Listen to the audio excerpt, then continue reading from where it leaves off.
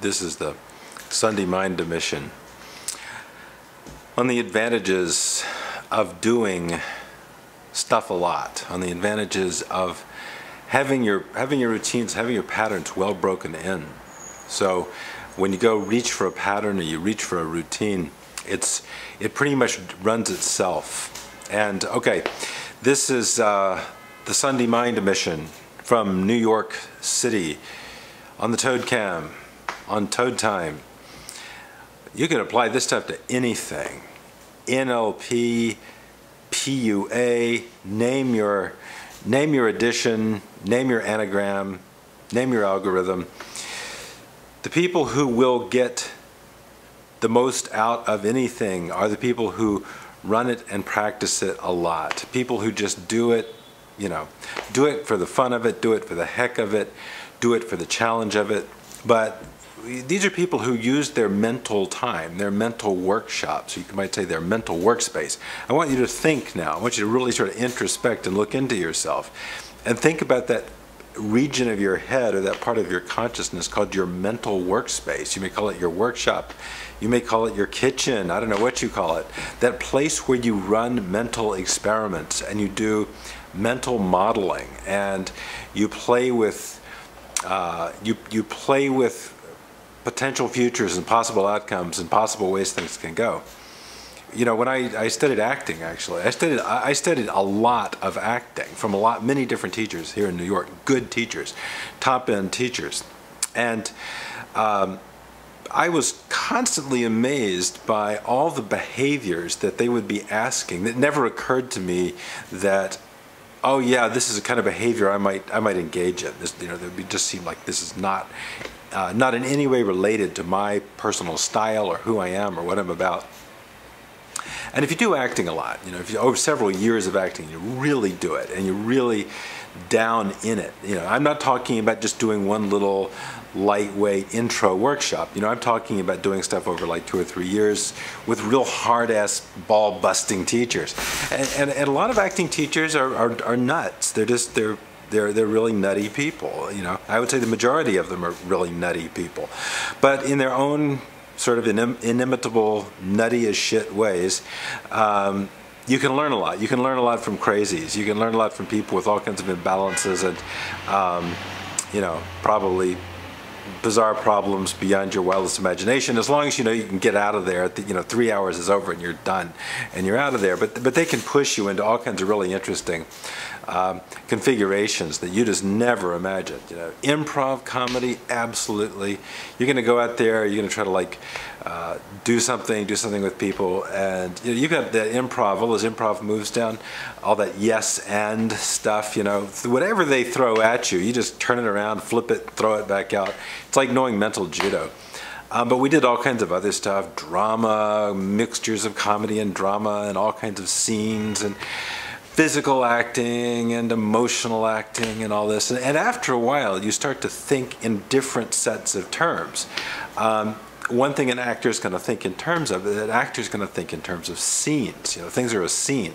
And a scene's a fairly short-lived, bounded little piece of kind of, emotional wrangling of some kind or another. So it's really interesting because unconsciously that's just sank into me after a while, that what people took as sort of the normal social back and forth and dramas and things like that started to appear to me, or started to compute to me as little sort of bounded scenes. I started thinking much more in terms of scenes. You have your entry into the scene, you hit the sort of dramatic crux of the scene, or you hit the point of the scene, and then either you resolve it or whatever happens, and you have ways of like ending a scene. And it became a much more convenient punctuation, like emotional punctuation of, doing something, scene, blah, blah, blah. And you started really thinking about all these acting values and dramatic values or comedic values, as they applied to the scene. Like, did that scene have good dramaturgic value to it, or is it just this kind of, boring scenes are scenes that don't go anywhere, but, you can realize, yeah, this little scene, 5 minute, 10 minute, 15 minutes, it's got an arc, it's got sort of, little tension points, it's got takes and double takes and all these little pieces of bits of business that go into it, and they don't really, when you go learn something like PUA, a lot of guys go learn this stuff, they don't really teach you that acting background, that's really well grounded in theater and the idea that what you're really doing is a form of theater. And if you have some theatrical consciousness, you can realize it's theater and you don't take it all that seriously. You just think, okay, it's a theatrical scene.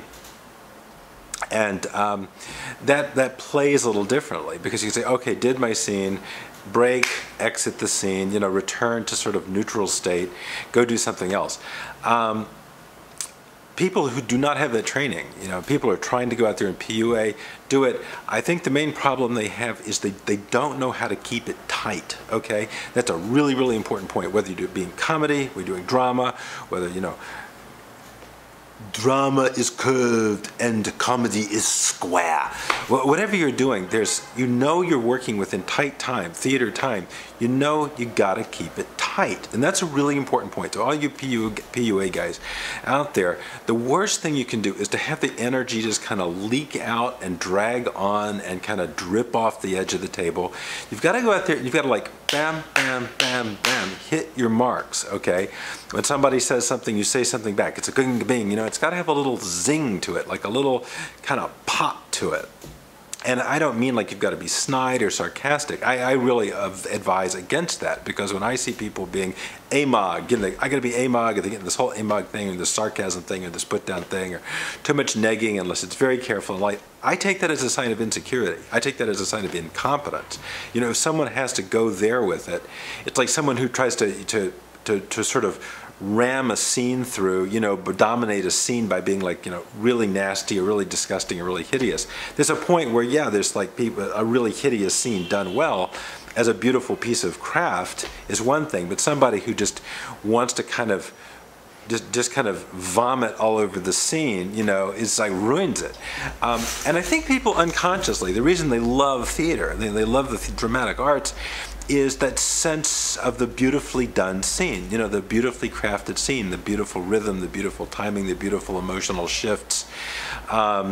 So I would say if you want to get very, very good at this stuff and you want to have a really good time with it and really appreciate it, and that's another thing that's very, very important, I think, and it's very evident, it's very obvious to the audience when the actor is having a fantastic time with it, or the actor is just grinding through this thing because his contract requires him to get up there and do this thing for like, his 2 hours of torture every night versus somebody that's like every scene, you can see that they're really kind of into it on multiple levels inside. So learn some dramatic craft, learn some art, learn some acting, and seriously, find some pretty tough teachers that teach you, like Meisner, fantastic stuff, Meisner stuff, various comedic schools, the sort of Second City stuff, and other things too, Eric Morris's stuff,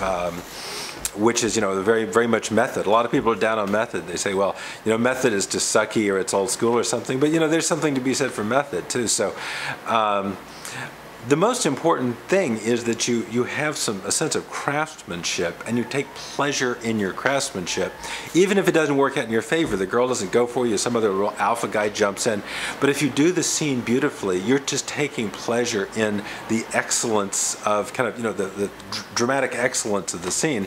And then you can say, oh, well, it didn't work out exactly the way I thought, but, we had a wonderful night because we were able to play with that stuff so creatively, versus, oh, God, it's like, my ego is crushed. I think that's that's almost missing the point, missing the thrill of, almost doing it as art. So that's going to be my little bit of punctuated editorializing, toad thinking, but I think you should really look at it that way. Don't see it as a job, okay? See it as a place where you can like transcend your normal identity.